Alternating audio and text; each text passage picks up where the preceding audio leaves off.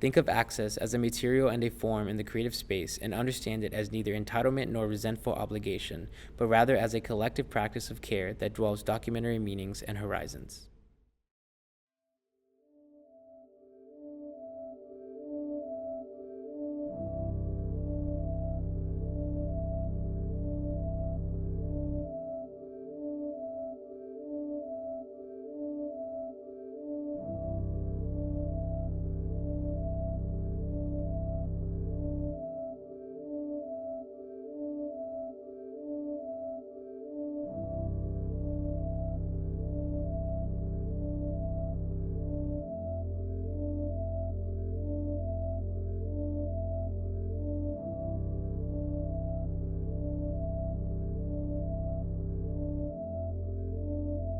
Spotlight on access.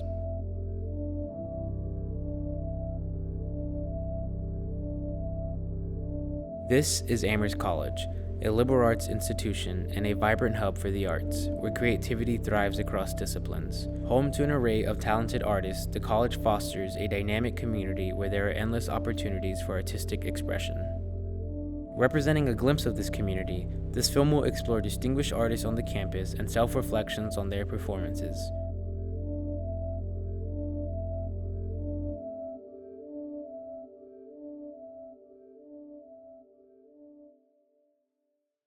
Our first subject is James Knowlton, a talented singer and a member of the a cappella group Route 9. There are 3 videos playing on the screen, one on the top left, one on the top right, and one centered below both.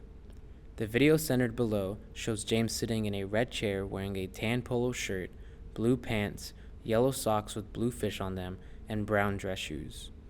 He is a white man with blonde hair parted down the center, and he has a mustache. The video on the top left shows James in the same seat, but the camera is not stationary and wanders the room.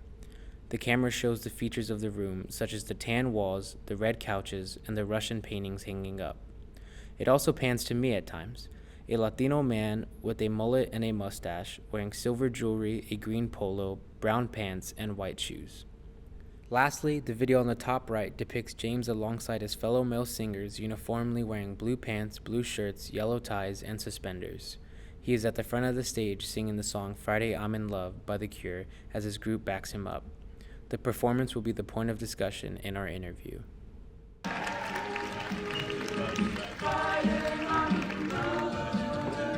I don't care if Monday's blue, Tuesday's gray and Wednesday too.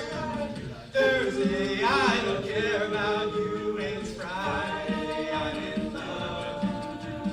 Monday, you can fall apart. Tuesday, Wednesday, break my heart.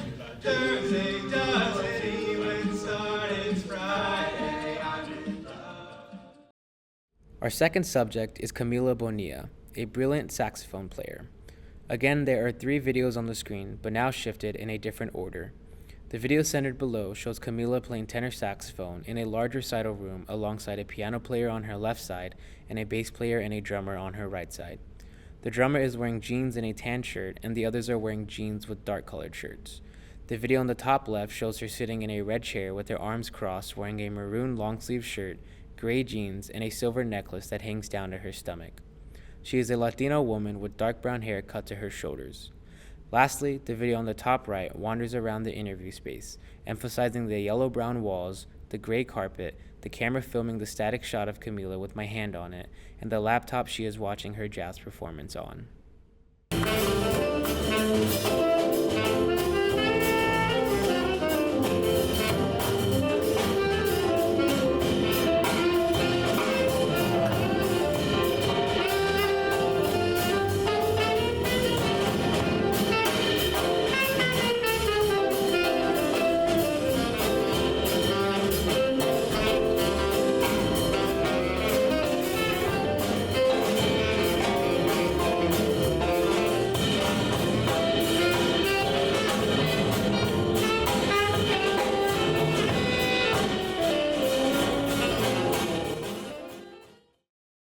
Our third subject is Caden Stockwell, a skillful actor with a passion for one-man acts. The 3 videos on the screen have shifted again. The video centered below is the wandering camera that shows Caden's side profile as he watches his performance from a recent talent show on the laptop. He is a white man wearing a pink hoodie, pink sweatpants, and a purple hair tie on his wrist. His hair is blonde and is long and curly and covers his face, but his smiles can be seen through his curls. The video on the top left shows Caden's performance at the talent show from a distance perspective, with a few rows of people and Caden in the spotlight with a white brick background. He is wearing pink pants and a pink dress coat. The video shows him in action as he fights against himself, representing humans, robots, and birds. He imitates each of them and jumps around the stage chaotically. Lastly, the video on the top right shows Caden sitting in a gray chair with a grand collection of books behind him on a dark brown bookshelf. His head is down as he watches his performance from the talent show.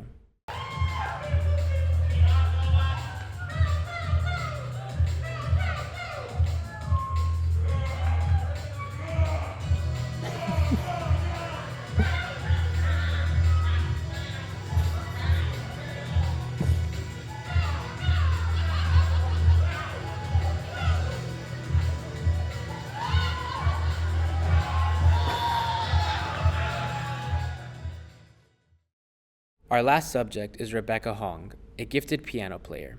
The three videos on the screen have returned to their original position as they were with James, the first performer. The video centered below shows Rebecca sitting in her chair as she stares down at my laptop watching one of her recent piano performances. She is an Asian woman wearing a white long-sleeve shirt with a black puffer vest jacket. The wall behind her is wooden with gaps that run down the entire wall every few inches or so. The video on the top left shows her sitting in her chair and then wanders to show other aspects of the room, such as the gray carpet, the camera filming the static shot of her, the classroom we are filming by, and me for a brief moment.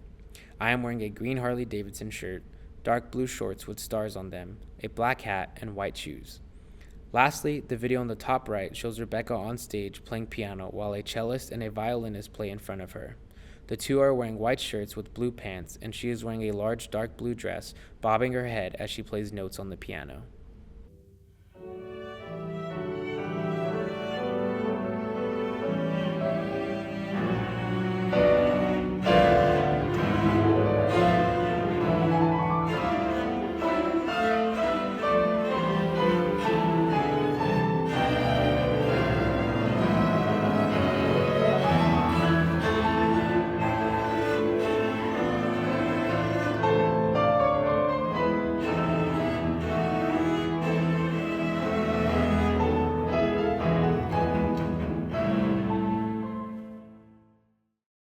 Now that you have experienced these 4 performances, we will work through interviews with these subjects to understand how they view themselves in regard to their artistry.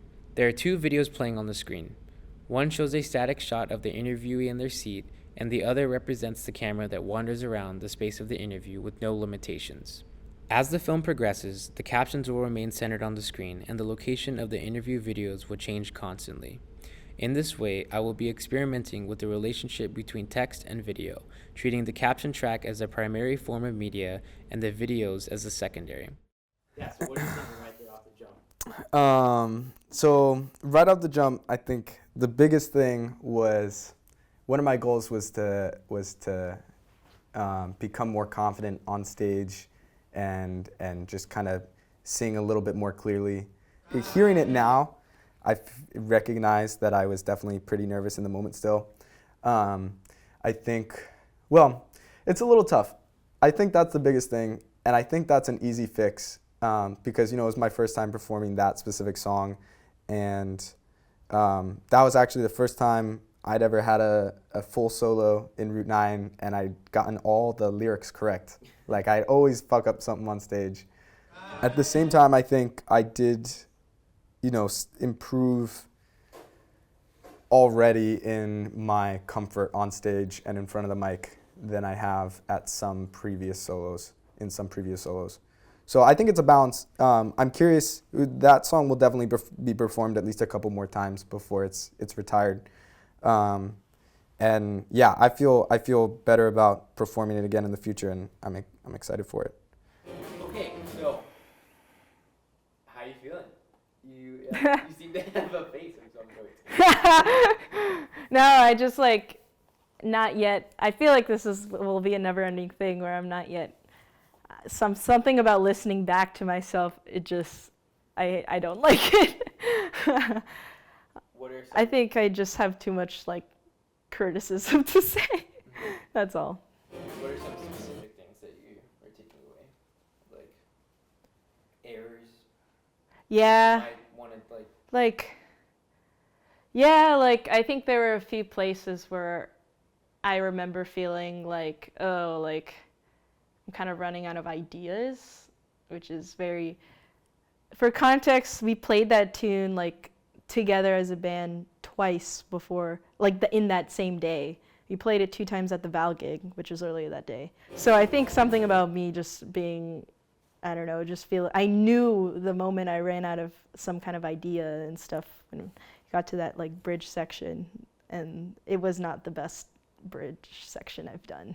So, and I knew that, but yeah. And it's always so interesting to see, especially to see like crowd reactions to it. Like you can see the first couple rows of people in that video, and like when I'm actually doing it, it's like there's so much going on in my mind. I'm like barely looking or even really paying attention to like how people are actually responding. So being able to like look at that and also just like listen to the music a little bit more actively, because I'm not as focused in trying to do everything right, is always like such an interesting experience that kind of, you know, shows a new perspective on it that I don't see so much while I'm actually doing it. I think my physicality is really good. I'm really flying around everywhere. Some of the action, I just watching that, I felt like got a little muddy. Like I could have been a bit clearer on, you know, embodying each of the characters at each point and being really consistent with the blocking.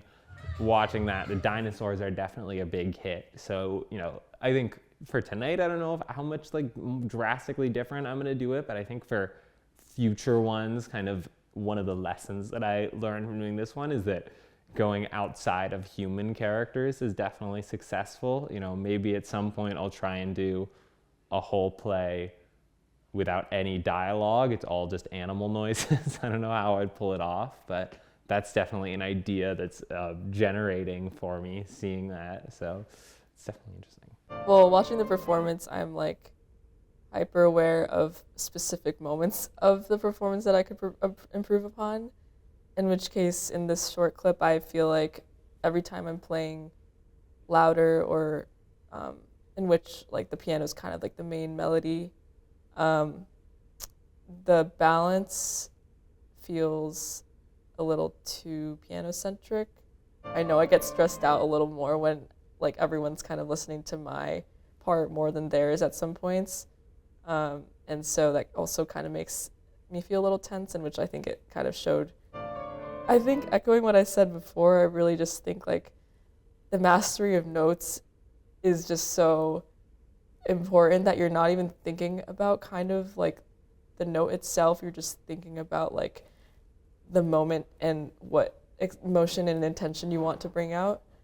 Because I noticed, like, I remember when I was playing this, like the parts that I did mess up, like even though the intention and artistry was still there, it was definitely not as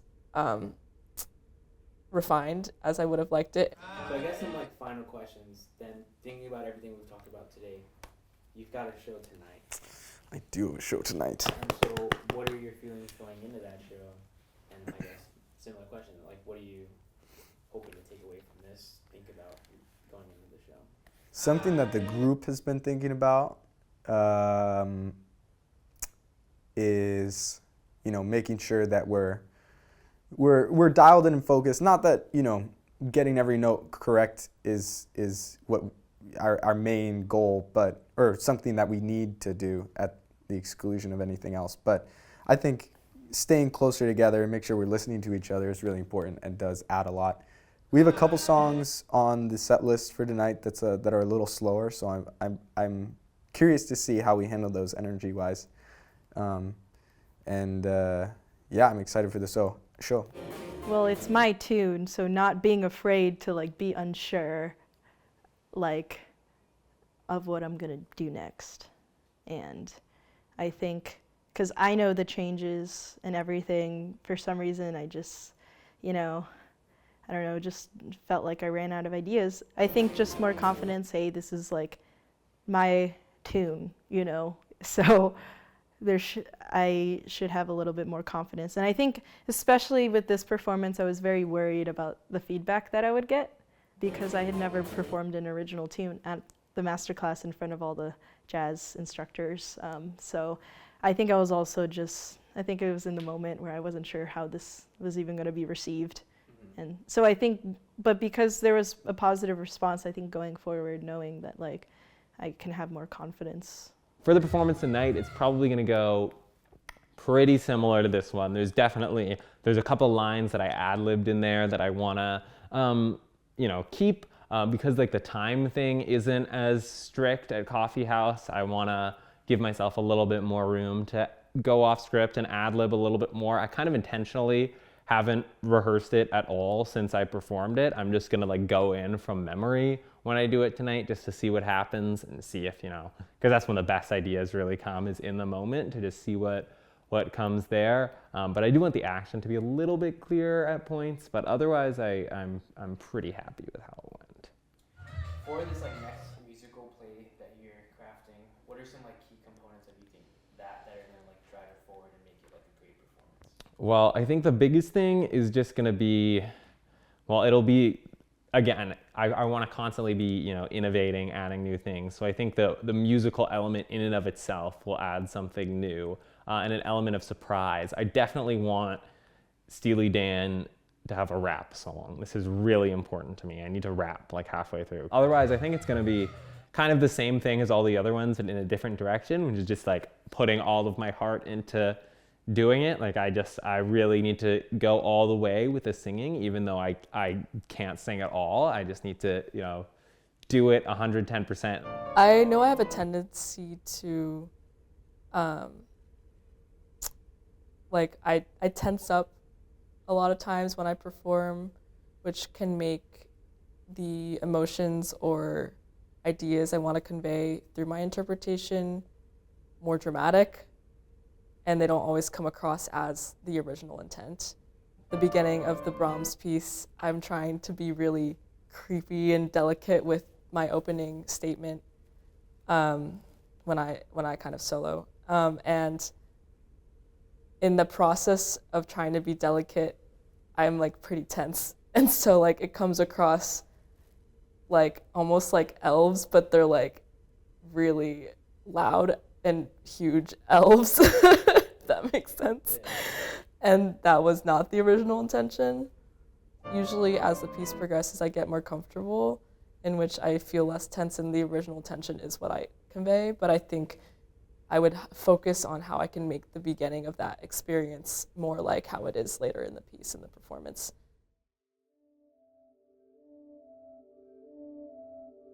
After receiving this film, I hope it is clear how captions can potentially benefit all of us as we move through an increasingly noisy, chaotic, and mobile world.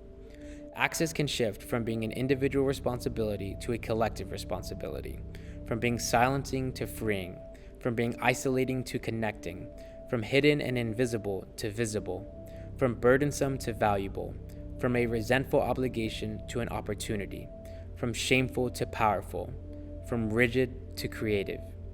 Understanding access in this way transforms both our today and our tomorrow.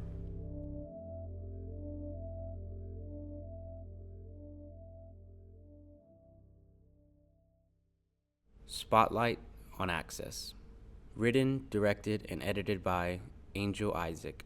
Featured performers at Amherst College: James Knowlton, Camila Bonilla, Caden Stockwell, and Rebecca Hong.